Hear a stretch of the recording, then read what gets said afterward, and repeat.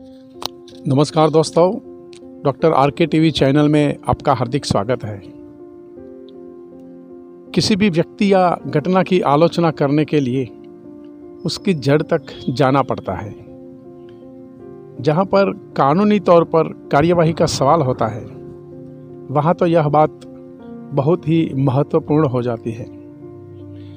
दोस्तों, आज हम एक ऐसी ऐतिहासिक घटना पर बात करने जा रहे हैं जो कि भारत की स्वतंत्रता के बाद घटित हुई, जिसने न केवल इस देश को बल्कि पूरे विश्व को चौंका दिया।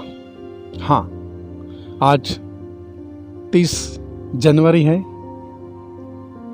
और आज हम भारत के राष्ट्रपिता महात्मा गांधी जी की हत्या के बारे में बात करेंगे, जिसकी आज पुण्यतिथि है। लेकिन यहाँ चर्चा हत्यारा नाथूराम गोडसे की दृष्टिकोण से होगी। मैं यहाँ एक बात स्पष्ट रूप से बता देना जरूरी समझता हूँ कि गोडसे का समर्थन करने का मेरा कतई प्रयास नहीं है, न ही इरादा है। लेकिन खुद नाथूराम ने इसके बारे में जो कुछ भी कहा है, इसे आपकी समक्ष संक्षिप्त में रखने का प्रयास कर रहा हूँ। हम सब नाथूराम गोडसे को महात्मा गांधी जी के हत्यारे के रूप में पहचानते हैं, लेकिन एक दूसरा पहलू यह भी है कि वह एक राष्ट्रभक्त क्रांतिकारी भी था। धार्मिक व ब्राह्मण परिवार में पैदा होते हुए भी वह कट्टरपंथी नहीं था। वह जातिवाद का विरोधी था और सभी हिंदुओं को समान मानता था। 1929-30 में कांग्रेस ने जब असहयोग आंदोलन शुरू किया, तब उसने सार्वजनिक जीवन में प्रवेश किया था। उस वक्त वह विद्यार्थी था। महाराष्ट्र का दैनिक अखबार केसरी को पढ़कर उसकी राष्ट्र भावना प्रबल हुई थी। वह एक अखंड राष्ट्र का दृष्टा था। राष्ट्र की स्वतंत्रता के लिए वह कुछ भी करने को तैयार था। इसी वजह से वह कई बार जेल भी जा चुका था। दैनिक अखबार हिंदू राष्ट्र का वह संपादक था। हिंदू महासभा और राष्ट्रीय स्वयं सेवक संघ का वह सदस्य भी रह चुका था। महात्मा गांधी जी के बारे में मैं मानता हूं कि जानकारी देने की आवश्यकता नहीं है, हम सब जानते हैं। फिर भी इतना कहना जरूरी समझता हूं कि वह एक वणिक परिवार में पैदा हुए थे, जिसके खून में जैन संप्रदाय के संस्कार थे। सत्य और अहिंसा उसी संप्रदाय के मूलभूत आधार माने जाते हैं। दक्षिण अफ्रीका में हिंदुस्तानियों को नागरिक अधिकार दिलाने के लिए गांधी जी ने अहिंसक लड़त लड़कर जो सफलता पाई थी, इसी आधार पर वो हिंदुस्तान में भी आज़ादी प्राप्त करना चाहते थे। लेकिन यहाँ का पर्यावरण अफ्रीका से अलग था। वहाँ सभी हिंदुस्तानियों को समान अधिकार चाहिए थे, लेकिन हिंदुस्तान में लोग जातिवाद और सांप्रदायिक तौर पर विभाजित थे। खास करके हिंदू मुस्लिम समुदाय के बीच वैमनस्य था, तो अन्य लघुमती समुदाय की भी कुछ अलग मांगे थी। महात्मा गांधी को लगा कि यदि अंग्रेजों को यहाँ से भगाना है तो हिंदू मुस्लिम एकता अनिवार्य है। इसलिए कौमी इखलास प्रस्थापित करने के हेतु गांधी जी ने एक हिंदू होने के नाते अपने धर्म के हिंदुओं को दबाने समझाने का रवैया अपनाया और दूसरी ओर मुसलमानों के प्रति हमदर्दी जताकर उनका हामी बनने का प्रयास किया। लेकिन नाथूराम की दृष्टि से यह प्रयास बार बार हुआ, यहाँ तक कि गांधी जी मुस्लिम समुदाय के चुस्त समर्थक नजर आए। तो दूसरी ओर हिंदू महासभा के सदस्यों और क्रांतिकारियों से गांधी जी घृणा करते थे, उनकी निंदा करते थे और यहाँ तक कि उनको दंड भी देते थे। जबकि मुसलमानों की सांप्रदायिक संस्था खिलाफत और मुस्लिम लीग का वह समर्थन करते थे। वह कहता है कि भारत में आज़ादी पूर्व कौमी दंगों की शुरुआत मुसलमानों ने ही की, जहां हिंदुओं पर ही अत्याचार हुए, जिसमें लूट, खून, अपहरण और बलात्कार तक शामिल था। कहीं पर अगर हिंदुओं ने उसका प्रतिभाव दिखाया तो गांधी जी ने उसकी निंदा की और अहिंसा की दुहाई दी। दूसरी ओर मुसलमानों के लिए कोई भी टिप्पणी नहीं की। वास्तव में गांधी जी का हिंदू मुस्लिम एकता का सिद्धांत नष्ट हो गया था। मुस्लिम लीग का मत था कि भारतवर्ष एक देश नहीं है।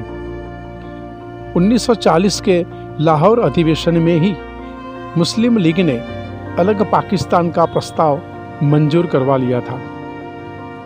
गोडसे की दृष्टि में गांधी का सत्य और अहिंसा का सिद्धांत भ्रामक था। कहीं पर उनके आचरण में विरोधाभास नजर आता था। सच्चा सत्याग्रही कभी भी हिंसा का विचार नहीं करता और लाठी को स्पर्श नहीं करता। ऐसा कहने वाले गांधी जी प्रथम विश्व युद्ध में अंग्रेजों की सहायता के लिए हिंदुस्तानियों को सशस्त्र सेना में भर्ती होने के लिए आह्वान करते हैं। वह कहता है कि दो राष्ट्रों का सिद्धांत इकबाल या जिन्ना के दिमाग की पैदाइश नहीं थी। दरअसल दो राष्ट्रों का सिद्धांत सामाजिक संस्कृति से जुड़ा हुआ था और 1857 की असफल क्रांति के बाद एशियाटिक जर्नल द्वारा इसे हिंदू मुस्लिम के बीच फूट की प्रवृत्तियों को बढ़ावा देने के लिए प्रसारित किया गया था।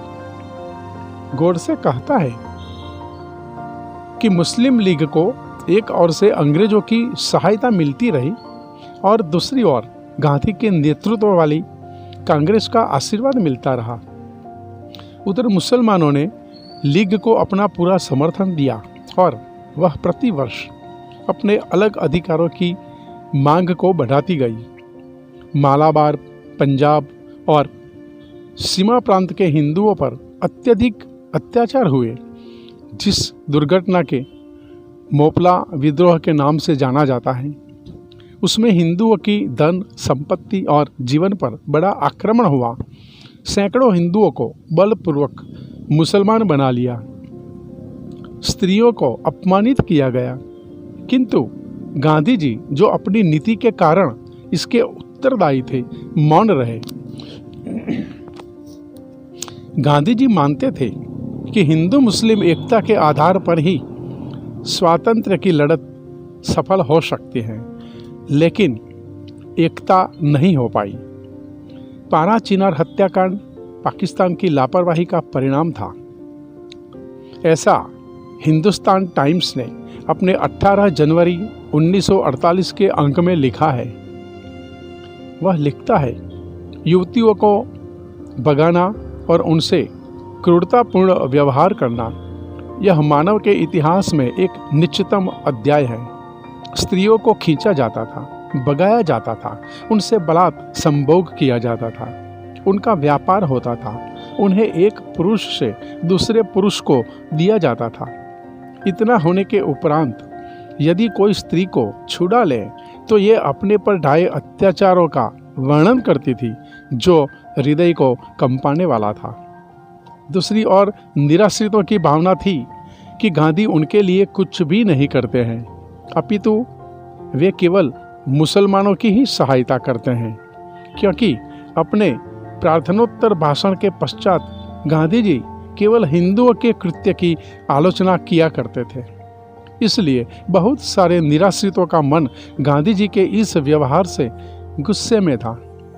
करोड़ों हिंदुओं को मुसलमानों की दया पर छोड़कर गांधीवादी कहते रहे कि हिंदुओं को पाकिस्तान से नहीं आना चाहिए और पाकिस्तान में ही रहना चाहिए। जो हिंदू यहाँ आ गए थे उनको भी वापस पाकिस्तान लौट जाने को कहा गया और खुद गांधी जी ने ऐसा कहा। इस प्रकार हिंदू मुसलमानों की चुंगाल में फंस गए और विपत्तियों के शिकार हुए। नाथूराम कहता है कि मुझे इस सब घटनाओं की याद आती है तो मैं कांप उठता हूँ। कश्मीर का फैसला कश्मीर की जनता करेगी। यह बयान गांधी जी ने कश्मीर मुलाकात में दिया, जहां हिंदू राजा हरि सिंह थे और बहुसंख्यक प्रजा मुस्लिम थी, जबकि हैदराबाद में राजा मुस्लिम नवाब था और बहुसंख्यक प्रजा हिंदू थी, तो वहाँ गांधी जी ने फैसला जनता के हाथों नहीं दिया। आश्चर्य की अवधि तो तब पार हो गई जब यह जानते हुए कि पाकिस्तान ने कश्मीर पर आक्रमण कर दिया है और इसे 500 करोड़ रुपए देकर इस युद्ध के लिए मजबूत कर दिया गया। गृह मंत्री सरदार वल्लभ भाई पटेल और कुछ कांग्रेसी नेताओं ने ऐसी स्थिति में पाकिस्तान को 500 करोड़ देने का विरोध किया तो गांधी जी अनशन पर बैठ गए और सबको झुकना पड़ा।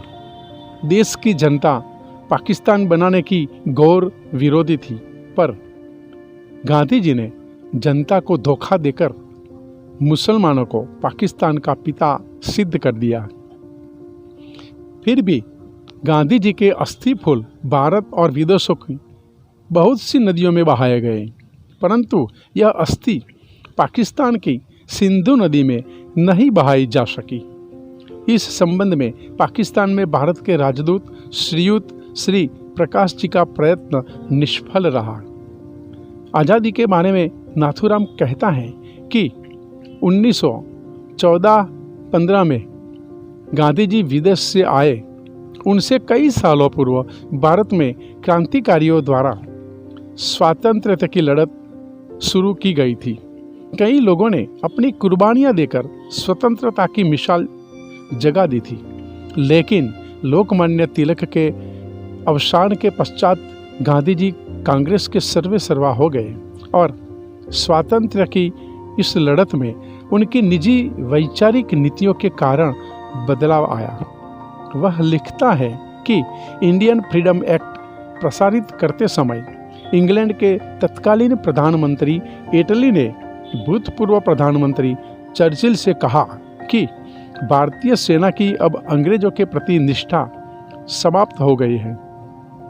हिंदुस्तान को अपनी मुट्ठी में रखने के लिए अंग्रेजों को बहुत बड़ी सेना को भारत में रखना ब्रिटेन के सामर्थ्य से बाहर है, इसलिए ब्रिटेन सत्ता का हस्तांतरण कर रहा है। विश्व युद्ध के दौरान ब्रिटेन की जड़ें हिल गई थी और अब वह हिंदुस्तान संभालने की स्थिति में नहीं रहा था। अपने अंतिम निवेदन में नाथूराम ने यह कहा है कि मैं वह मानने को तैयार हूं कि गांधी जी ने जनता में जागृति पैदा की।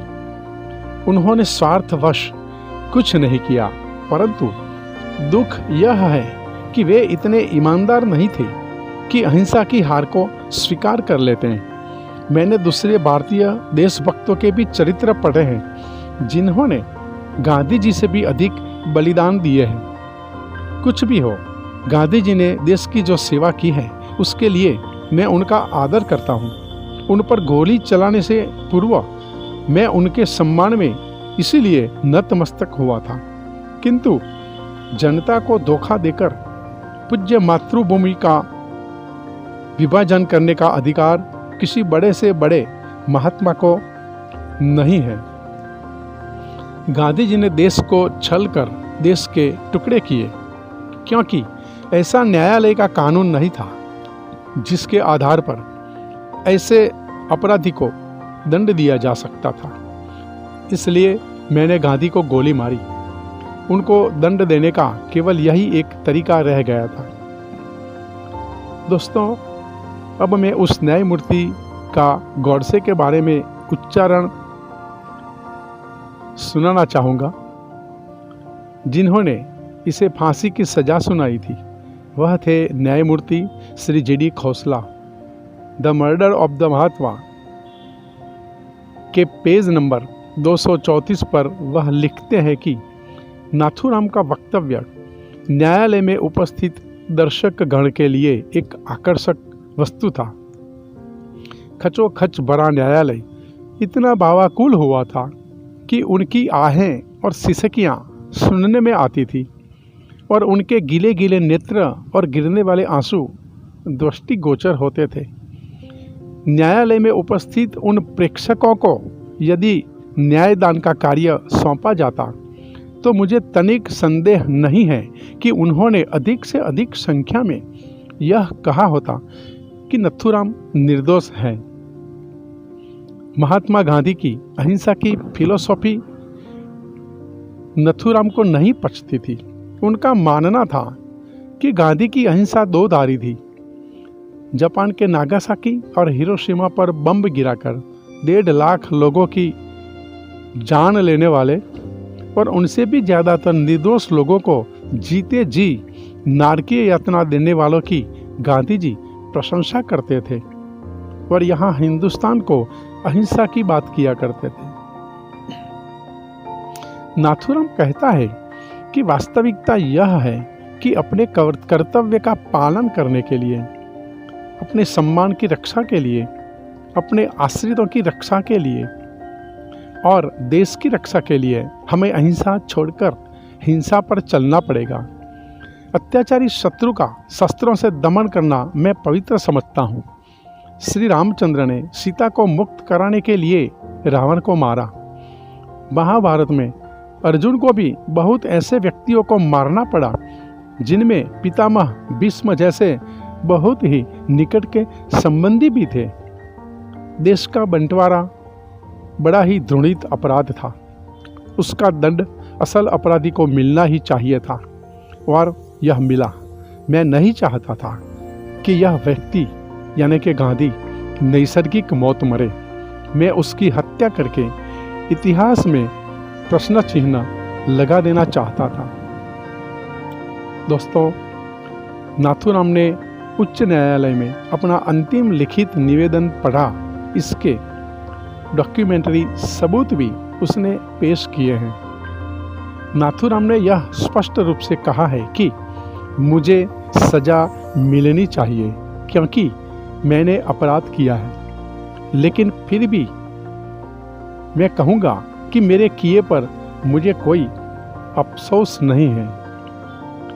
आप मेरी इस भावना को जिस प्रकार देखना चाहें देखें और इस भावना के परिणाम स्वरूप मेरे किए हुए इस कार्य को देखकर जो दंड उचित समझे दे।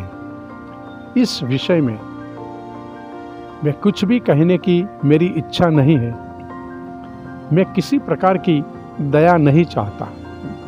मैं यह भी नहीं चाहता कि मेरी ओर से कोई दया की याचना करे। मैं अवश्य मरूंगा, लेकिन देश अत्याचारों से मुक्त होगा। सब मुझे मूर्ख कहेंगे, पर देश ऐसे मार्ग पर चलेगा जो उचित होगा। नाथुराम की अंतिम प्रार्थना थी कि भगवान हमारा देश फिर से अखंड हो और जनता उन विचारों का त्याग करे जो अत्याचारी के आगे झुकने की प्रेरणा देते हैं, यानी कि अहिंसा। भगवान से यही मेरी अंतिम प्रार्थना है। दोस्तों, अपने परिवार को भी नाथुराम ने लिखा है कि जब तक यह देश फिर से अखंड न हो जाए, मतलब भारत पाकिस्तान फिर से एक न हो जाए, तब तक मेरी अस्थि को विसर्जित मत करना।